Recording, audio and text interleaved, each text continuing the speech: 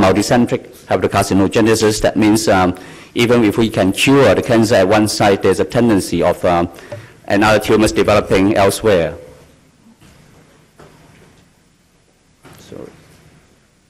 So I think I will focus my talk on the three current so-called curative treatment for small HCC: liver resection, liver transplantation, and local ability therapies, in particular radiofrequency ablation. And I think currently the hottest issue is which is the best treatment option for small HCC less than 5 centimeters. For liver resection, it used to be the gold standard of curative treatment for HCC for the past 3 decades. And actually the result of liver resection is improving, as pointed out by Professor Belgitti.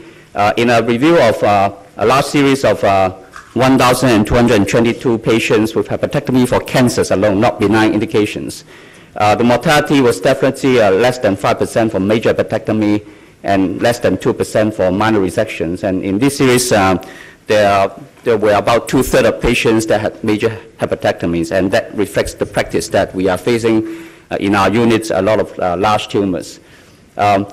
We compare 2 periods in around 2 10-year periods, and we find a significant decrease in hospital stay and use of blood products. And we also find that hepatic resection is being used more frequently in elderly patients, in patients with comorbid illnesses, and in patients with more borderline function.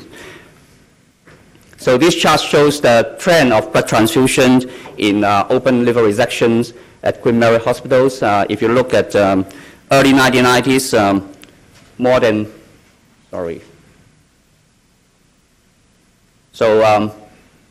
80% of patients require blood transfusion.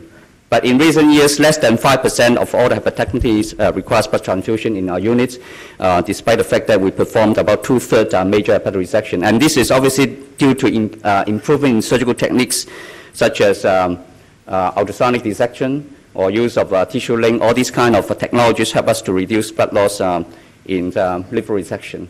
And I think this is also an important standard that we have to look at when we talk about laparoscopic liver resection, especially when we talk about major resection. Obviously, the current series reported with reduced blood loss came mainly from minor resections, laparoscopic minor resections, and we have to achieve similar result in open in major resection, like open resections, when we have a blood transfusion rate of less than 10%.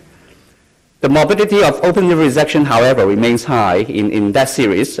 It's 35 to 40%, and that is a series with prospective data collections, and so that probably reflects more accurately. We include even minor morbidity in that study. The incidence of liver failure was low. In that study, it was less than 4%, and postoperative bleeding or bile-leak was less than 2%.